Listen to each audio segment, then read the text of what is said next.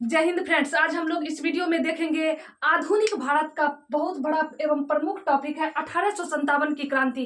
क्या देखेंगे? 1857 की क्रांति। ये आधुनिक भारत का पहला क्लास है और पहला क्लास में हम इस चैप्टर को 1857 की क्रांति से शुरुआत किए हैं।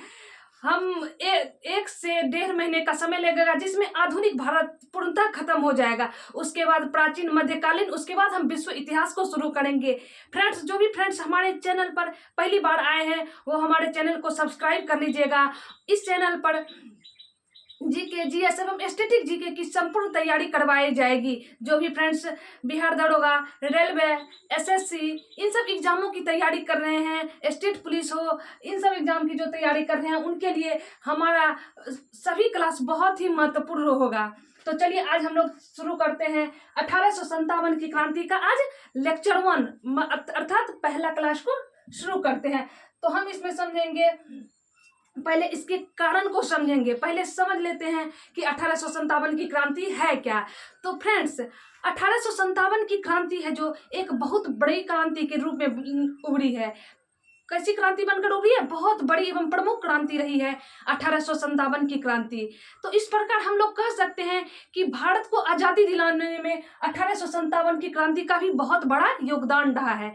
यूं कह सकते हैं कि भारत की आजादी की शुरुआत 1857 की क्रांति से ही शुरू हो गई थी। कब से शुरू हो गई थी? 1857 की क्रांति से ही शुरू हो गई थी। लेकिन किसी कारणवश यह क्रांति सफल नहीं हो पाया। क्यों नहीं सफल हो पाया अर्थात इसकी असफलता के कारणों को भी हम लोग आगे जानेंगे। तो हम लोग शुरू करते हैं कि 1857 की क्रांति के समय कौन क्या क्या थे भारत के। तो फ्रेंड्स, आप लोग अच्छी तरह समझ लीजिए कि जब 1857 की क्रांति हुई थी, क्या हुई थी? जब 1857 की क्रांति शुरू हुई थी उस समय मुगल बादशाह कौन थे? बहादुर शाह जफर। कौन थे मुगल बादशाह? बहादुर शाह जफर थे। तो फ्रेंड्स, कई बार ऑब्जेक्टिव फॉर्म में पूछा जा चुका है कि जब 1857 की क्रांति चल रही थी तो उस समय मुगल बादशाह कौन थे? तो मुगल बादशाह बहादुर शाह जफर थे, जो मुगल वंश के अंतिम शासक थे। जो कौन थे? जो मुगल वंश के अंतिम शासक थे, मुगल बादशाह बहादुर शाह जफर थे। तो इस पॉइंट को याद रखना है कि 1857 की क्रांति के समय मुगल बादशाह कौन थे? तो मुगल बादशाह बहादुर शाह जफर थे। और जब 1857 की क्रांति हुई थी फ्रेंड्स, तो उसका प्रतीक चिन्ह क्या था? तो प्रतीक चिन्ह रोटी और लोटस था। क्या था? चपाती या लोटस, अर्थात रोटी और कमल का फूल था। क्या था? संकेत करता 1857 की क्रांति का रोटी और कमल का फूल था। इन्हीं रोटी और कमल फूल के माध्यम से लोगों तक संदेश पहुंचाया जाता था कि 1857 की क्रांति कब और कहाँ, या इस प्रकार कह सकते हैं कि इन्हीं रोटी और कमल के फूल के माध्यम से दूसरों तक ये सूचना पहुंचाया जाता था। फ्रेंड्स, जब 1857 की क्रांति शुरू हुई थी तो उस समय ब्रिटिश प्रधानमंत्री कौन थे? जॉर्ज पामस्टन थे। कौन थे ब्रिटिश प्रधानमंत्री? जॉर्ज पामस्टन थे। और विरोधी दल के नेता डिजरेली थे। कौन थे विरोधी दल के नेता? तो डिजरेली थे। और गवर्नर जनरल लॉर्ड कैनिंग थे। 1857 ईस्वी के समय गवर्नर जनरल कौन थे भारत के? तो लॉर्ड कैनिंग थे। ये जो लॉर्ड कैनिंग थे, इन्होंने 1857 की क्रांति के दौरान उन्होंने आपातकालीन केंद्र इलाहाबाद को बनाया था। उन्होंने 1857 की क्रांति के दौरान आपातकालीन केंद्र किसे बनाया था? इलाहाबाद को बनाया था। कौन? भारत के गवर्नर जनरल लॉर्ड कैनिंग ने आपातकालीन केंद्र किन्हें बनाया था? तो इलाहाबाद को बनाया था। फ्रेंड्स, इस बात को भी हमें याद रखना है क्योंकि पूछा जाता है कई बार एग्जाम में कि 1857 ईस्वी की क्रांति के समय लॉर्ड कैनिंग ने अपना आपातकालीन केंद्र किन्हें बनाया था? तो अपना आपातकालीन केंद्र इलाहाबाद को बनाए थे। इस बातों को हमें ध्यान में रखना है। तो चलिए हम लोग अब समझते हैं। ये जो 1857 की क्रांति हुई था ना, तो बहुत जो अंग्रेज विद्वान थे, जो भारतीय विद्वान थे, अपनी अलग अलग राय दिए। देखिए हम लोग कि 1857 की क्रांति को अलग अलग राय क्या क्या दिए और कौन कौन से विद्वान दिए। भारतीय विद्वान क्या कहे 1857 की क्रांति को और अंग्रेज विद्वान ने क्या मत दिया। तो हम लोग किन्हीं नाम कलेक्ट करके लाए हैं फ्रेंड्स, कि नाम कलेक्ट करके लाए हैं कि आपका एक भी इंपॉर्टेंट पॉइंट ना छूट सके, इसीलिए नाम को भी कलेक्ट करके लाए हैं। देखिए, ये जो 1857 की क्रांति हुई थी ना, इनके सरकारी इतिहासकार थे एस.एन. सेन। कौन थे सरकारी इतिहासकार? एस.एन. सेन। कई बार ऑब्जेक्टिव फॉर्म में एग्जाम में पूछ दिया है फ्रेंड्स की 1857 की क्रांति का सरकारी इतिहासकार कौन थे? तो एस.एन. थे, एस.एन. सेन थे। कौन थे सरकारी इतिहासकार? एस.एन. सेन थे। एस.एन. सेन जो 1857 की क्रांति के सरकारी इतिहासकार थे, उन्होंने 1857 नामक पुस्तक भी लिखी थी। कौन सी पुस्तक लिखी थी सरकारी इतिहासकार एस.एन. सेन ने? 1857 नामक पुस्तक की भी रचना एस.एन. सेन ने की है। कौन की है? एस.एन. सेन। देखिए सरकारी इतिहासकार एस.एन. सेन जो हैं, उनका 1857 की क्रांति में ये कहना था कि ये जो 1857 की क्रांति है, धर्म को लेकर तो शुरू हुआ था। किसको लेकर शुरू हुआ था? धर्म को लेकर शुरू हुआ था, लेकिन एक स्वतंत्रता आंदोलन के रूप में अंततः उभरा। किसके रूप में उभरा? एक स्वतंत्रता आंदोलन के रूप में ये 1857 की क्रांति उभरा। ये किसका कहना था? तो एस.एन. सेन का कहना था, सरकारी इतिहासकार एस.एन. सेन का कहना था। उसके बाद बी.डी. सावरकर का ये कहना था फ्रेंड्स। क्या था बी.डी. सावरकर का कहना? कि एक यह सुनियोजित ढंग से किया गया एक युद्ध था, सुनियोजित ढंग से किया गया एक राष्ट्रीय युद्ध था। क्या कहा गया बी.डी. सावरकर? क्या किए कि सुनियोजित ढंग से या अच्छे तरीके से किया गया एक राष्ट्रीय विद्रोह था या आंदोलन था। ठीक है। उसके बाद आर.सी. मजूमदार क्या किए? आर.सी. मजूमदार का कहना था 1857 के विद्रोह पर, ये न ही राष्ट्रीय विद्रोह था, न ही कोई ये किसी भी प्रकार का विद्रोह ही नहीं था, न ही राष्ट्रीय विद्रोह था, न ही धर्म विद्रोह था, ये किसी भी प्रकार का विद्रोह नहीं था। ये आर.सी. मजूमदार का कहना था। किनका कहना था? तो आर.सी. मजूमदार का कहना था। उसके बाद रामविलास शर्मा आते हैं। इन रामविलास शर्मा का कहना था 1857 की क्रांति को लेकर, ये एक जनक्रांति था। कैसा था? एक यह जनक्रांति था। ठीक है। रामविलास शर्मा का कहना क्या था? एक जनक्रांति था। उसके बाद ये सब तो भारतीय विद्वान हो गए, इन सब का राय हम लोग सुन लिए। ठीक है। अब अंग्रेज विद्वान थे, उनका भी कुछ मत था। जो प्रमुख मत था उनको हम लोग कलेक्ट करके लाए, थोड़ा देखते हैं। ये कौन थे? विरोधी दल के नेता भी डिजरेली थे ना, यहाँ पे डिजरेली का नाम आया। 1857 की क्रांति के विरोधी दल के नेता कौन थे फ्रेंड्स? ये डिजरेली थे। कौन थे? डिजरेली थे। डिजरेली का क्या कहना था कि यह एक राष्ट्रीय विद्रोह था। डिजरेली का क्या कहना था? 1857 की क्रांति को एक राष्ट्रीय विद्रोह कहे। ठीक है। उसके बाद टी.आर. होम्स का भी कहना था कि यह सभ्यता एवं बर्बरता का युद्ध है। क्या कहना था टी.आर. होम्स का? कि यह सभ्यता एवं बर्बरता का युद्ध है। ठीक है। टी.आर. होम्स का कहना था। देखिए जेम्स आउटरम और डब्ल्यू टेलर, जेम्स आउटरम, थोड़ा नाम टफ लग रहा होगा फ्रेंड्स, लेकिन बार बार आप से 2 बार क्लास को देख लीजिएगा, या आप नोट डाउन भी कर सकते हैं अपने नोट्स में। ठीक है। जेम्स आउटरम और डब्ल्यू टेलर, इनका भी महत्वपूर्ण कथन है। क्या है? महत्वपूर्ण कथन है। जेम्स आउटरम और डब्ल्यू टेलर यह कहे थे कि यह एक, क्या कहते? जेम्स आउटरम और डब्ल्यू टेलर ने कहा था यह एक राष्ट्रीय विद्रोह है। कैसा कहा था जेम्स आउटरम और डब्ल्यू टेलर ने? कि एक यह राष्ट्रीय विद्रोह है। ठीक है। या इस प्रकार हम लोग कह सकते हैं कि इन्होंने एक षड्यंत्र की संज्ञा दी। जेम्स आउटरम और डब्ल्यू टेलर ने क्या कहा कि एक षड्यंत्र है अंग्रेजों के खिलाफ या ब्रिटिशों के खिलाफ। एक 1857 की क्रांति क्या है? एक विद्रोह है। ठीक है। और रीज भी एक महत्वपूर्ण नाम आता है। रीज का यह कहना था कि धर्मांधों का, क्या कहना था? धर्मांधों का ईसाइयों के विरुद्ध एक विद्रोह था। रीज का क्या कहना था? धर्मांधों के विरुद्ध ईसाइयों का एक विद्रोह था। ठीक है। फिर कह रहा है जॉन सीले, मार्सेलन। देखिए ये तीनों नाम बहुत प्रमुख नाम है फ्रेंड्स। जॉन सीले, मार्लेसन और ट्रेविलियन, ये नाम प्रमुख नाम है। ये तीनों का कहना था, क्या कहना था इन तीनों का? जॉन सीले, मार्लेसन और ट्रेविलियन, ये तीनों अंग्रेजी विद्वान ने यह कहे कि यह एक सिपाही विद्रोह है। तो फ्रेंड्स आपसे पूछा भी जा सकता है कि 1857 की क्रांति को सिपाही विद्रोह किसने कहा था? 1857 की क्रांति को सिपाही विद्रोह की संज्ञा किसने दी थी? तो आपको इन तीनों का नाम रखना है याद। जॉन सीले, मार्लेसन और ट्रेविलियन, इन तीनों का नाम याद रखना है। देखिए फ्रेंड्स, ये जो 1857 की क्रांति है, यह बड़ी क्रांति कैसे बनकर उभरी? तो हिंदू मुस्लिम की एकता थी, हिंदू मुस्लिम की उस समय एकता थी। इन एकता की वजह से 1857 की क्रांति एक अच्छी क्रांति के रूप में उभरी, एक प्रत्यक्ष क्रांति के तौर पर उभरी। सब ठीक है। तो इसका हम लोग अब तत्कालिक कारण देखते हैं। देखिए, इतना बड़ा क्रांति, इतना बड़ा विद्रोह हुआ, उसका तो कुछ ना कुछ कारण होगा। इनके अनेकों कारण है फ्रेंड्स। आइए हम लोग अब कारणों को समझते हैं।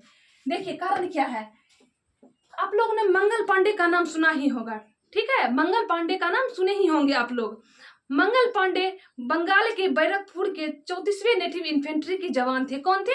बंगाल के बैरकपुर के 34वें नेटिव इन्फेंट्री जवान थे। ठीक है, ठीक है, 34वें नेटिव इन्फेंट्री के जवान थे। इस बात को याद रखना है कि 34वें नेटिव इन्फेंट्री के जवान थे। कहाँ के? बंगाल के बैरकपुर के।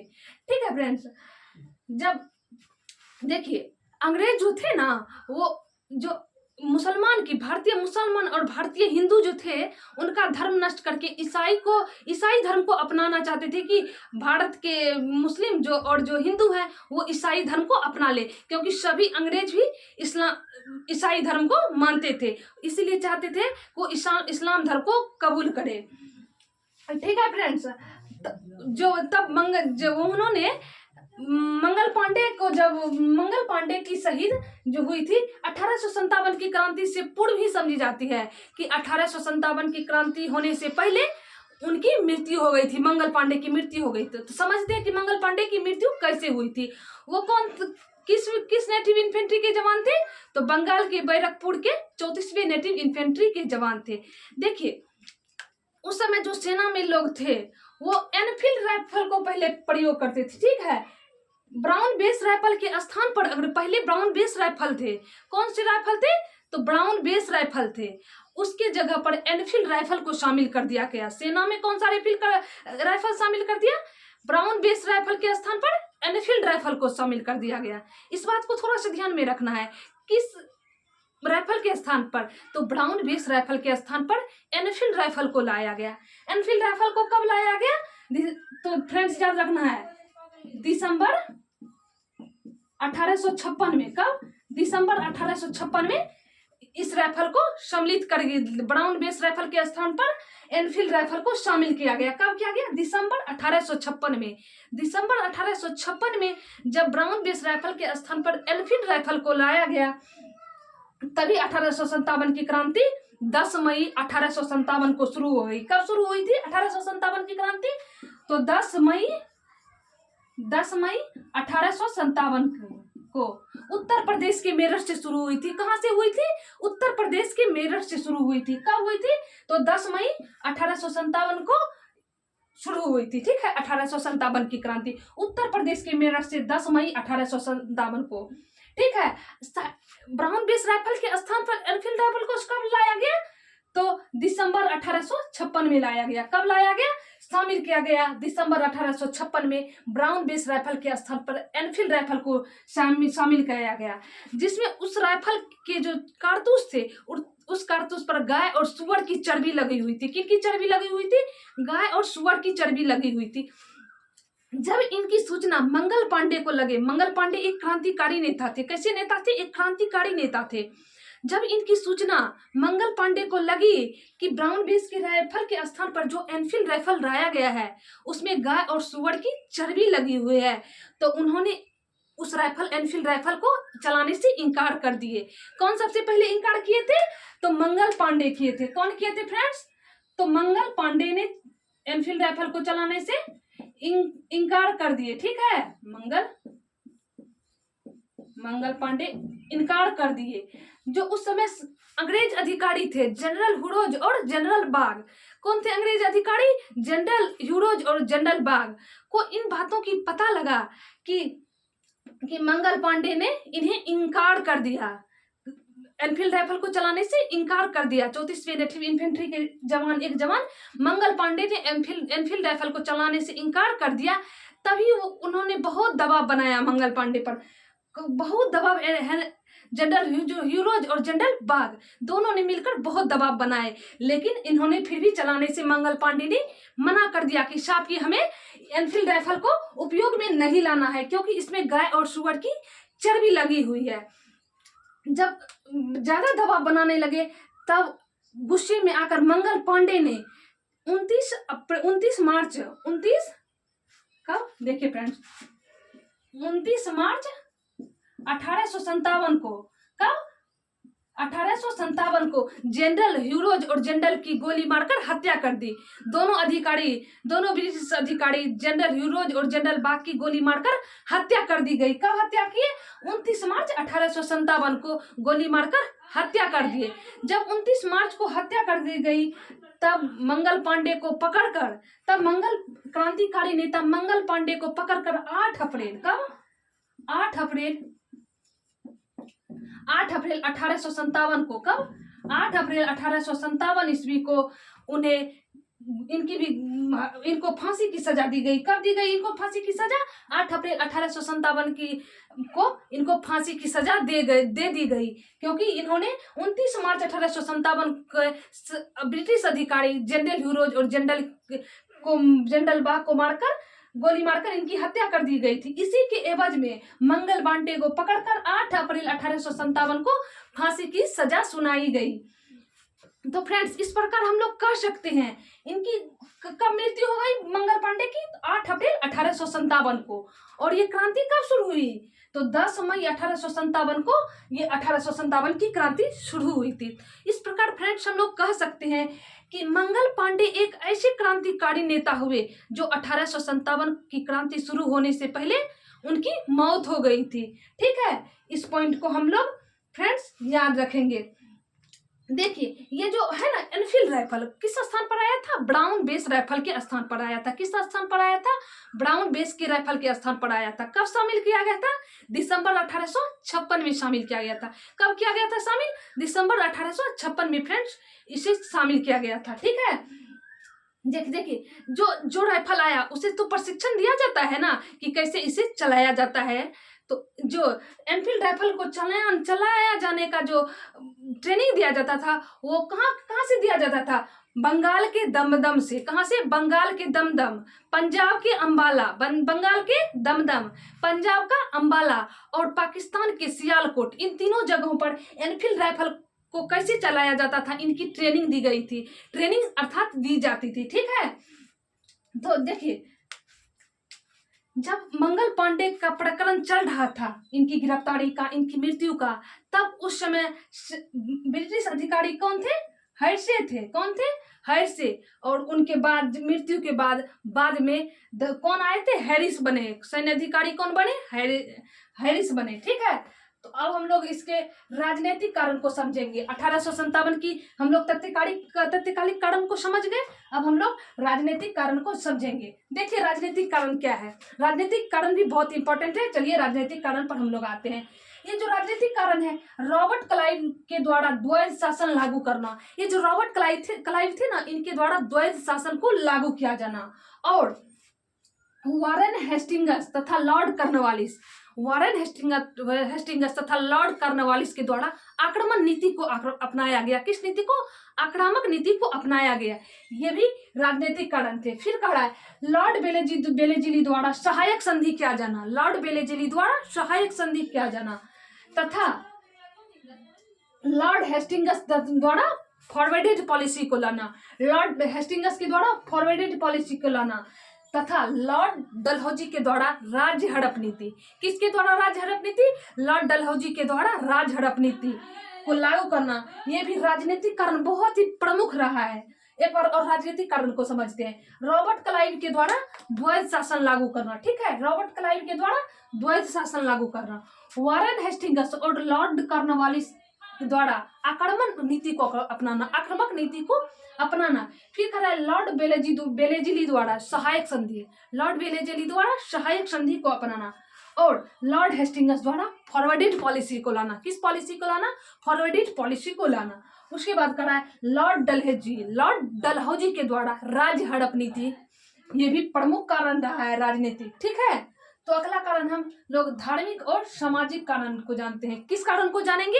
धार्मिक और सामाजिक कारण को। फ्रेंड्स देखिए हमारा सामाजिक कारण और धार्मिक कारण क्या रहा है। देखिए धार्मिक कारण क्या रहा है? लॉर्ड विलियम बेंटिक के द्वारा सती प्रथा का अंत किया जाना। किसके द्वारा? लॉर्ड विलियम बेंटिक के द्वारा सती प्रथा का अंत किया जाना। ये भी एक सामाजिक और धार्मिक कारण बहुत ही महत्वपूर्ण है। फ्रेंड्स यहाँ से आप लोग ध्यान में रख सकते हैं कि लॉर्ड विलियम सती प्रथा का अंत किसने किया था? तो लॉर्ड विलियम बेंटिक ने।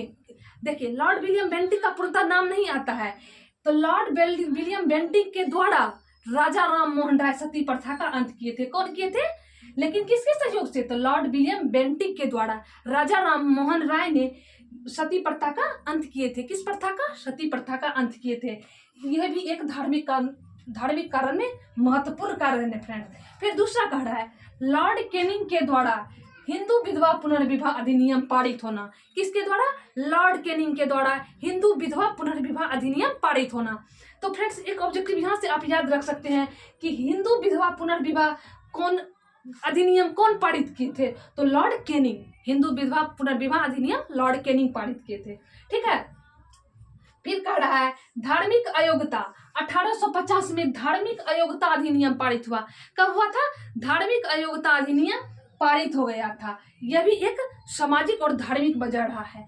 फिर कह रहा है 1856 में सैन्य अधिनियम पारित होना। कैसा नियम? 1856 में सैन्य अधिनियम पारित होना। यह भी सामाजिक और धार्मिक का एक महत्वपूर्ण कारण रहा है फ्रेंड्स। ठीक है। तो चलिए हम लोग अब समझते हैं आर्थिक कारण और सैन्य कारण को। किस कारण को? आर्थिक कारण और सैन्य कारण को। फ्रेंड्स देखिए आर्थिक कारण क्या था? आर्थिक कारण को आप लोग भी अच्छी तरह समझ रहे होंगे। आर्थिक कारण जो था वो जो ब्रिटिश सरकारों के द्वारा जो महलवाड़ी, रैयतवाड़ी, अस्थायी बंदोबस्त के द्वारा जो किसान से राजस्व की वसूली की जाती थी वो बहुत अधिक वसूली किया जाता था, अर्थात किसानों का शोषण भी किया जाता था। ये भी आर्थिक कारण के अंतर्गत आता है। ठीक है। आर्थिक कारण ये एक महत्वपूर्ण कारण है। अब सैन्य कारण को देखते हैं फ्रेंड। सैन्य कारण को थोड़ा महत्वपूर्ण है, सैन्य कारण को थोड़ा अच्छे से समझते हैं। देखिए सैन्य कारण क्या है फ्रेंड। देखिए जो उस समय के सैनिक थे, ठीक है, जो ब्रिटिश सत्ता के अधीन जो सैनिक काम कर रहे थे, उनकी अनुपात क्या थी? उनकी अनुपात 5:1 थी। 5:1 थी या 5:5:1 था। ठीक है, 5:1 में था। ये 5 जो थे ये भारत के लोग थे। कौन थे? 5 भारतीय सेना थे और एक ब्रिटिश सेना या यूरोपीय सेना कह सकते हैं। 5 भारतीय सेना, एक ब्रिटिश या यूरोपीय सेना थी। देखिए 5-6 सेना में से एक सेना मात्र ब्रिटिश और 5 भारतीय थे। फिर भी भारतीय सेना को निम्न पद दिया जाता था। कौन सा? निम्न पद दिया जाता था, कम वेतन दिया जाता था। निम्न पद और कम वेतन दिया जाता था। यह भी एक महत्वपूर्ण कारण सैन्य कारण रहा है। ठीक है फ्रेंड्स। अब हम लोग विस्तार और नेतृत्वकर्ता को पढ़ते हैं। क्या पढ़ेंगे? विस्तार और नेतृत्वकर्ता। देखिए ये जो 1857 की क्रांति थी, ये उत्तरी भारत, पूर्वी भारत, थोड़ा ना थोड़ा हर जगह प्रभावित था। लेकिन फ्रेंड्स ध्यान रखिए, बहुत ही इंपॉर्टेंट क्वेश्चन है, बार बार एग्जाम में पूछ ही दिया जाता है कि 1857 की क्रांति में कौन सा भारत बिल्कुल प्रभावित नहीं था। तो फ्रेंड्स ध्यान में रखना है 1857 की क्रांति से दक्षिणी भारत, कौन सा भारत? तो दक्षिणी भारत बिल्कुल प्रभावित नहीं थे। दक्षिणी भारत बिल्कुल भी प्रभावित नहीं थे और भारत का हर क्षेत्र थोड़ा ना थोड़ा प्रभावित था, लेकिन दक्षिणी भारत बिल्कुल भी प्रभावित नहीं थे। और नेतृत्वकर्ता, देखिए नेतृत्वकर्ता कौन रहे हैं? ये जो 1857 की क्रांति कहाँ से शुरू हुई है? तो उत्तर प्रदेश के मेरठ से। कहाँ से हुई है फ्रेंड्स? उत्तर प्रदेश के मेरठ से शुरू हुई है। तो कब हुई है? 10 मई 1857 को हुई है। कब हुई है? 10 मई 1857 को शुरू हुई है। और किसने शुरू किया है? तो 20वें नेटिव इन्फेंट्री के जवान के द्वारा शुरू की गई है। किनके द्वारा? तो 20वें नेटिव इन्फेंट्री के जवान के द्वारा शुरू हुई है ये 1857 की क्रांति। मंगल पांडे किस नेटिव इन्फेंट्री के जवान थे? तो मंगल पांडे 34वें नेटिव इन्फेंट्री के जवान थे। किस नेटिव इन्फेंट्री के जवान थे? तो 34वें नेटिव इन्फेंट्री के जवान थे। और उनकी मृत्यु कब हुई थी? तो 8 अप्रैल 1857 को हुई थी मृत्यु। कब हुई थी? तो फ्रेंड्स उनकी मृत्यु 8 अप्रैल 1857 को ही उनकी मृत्यु हो गई थी, मंगल पांडे की।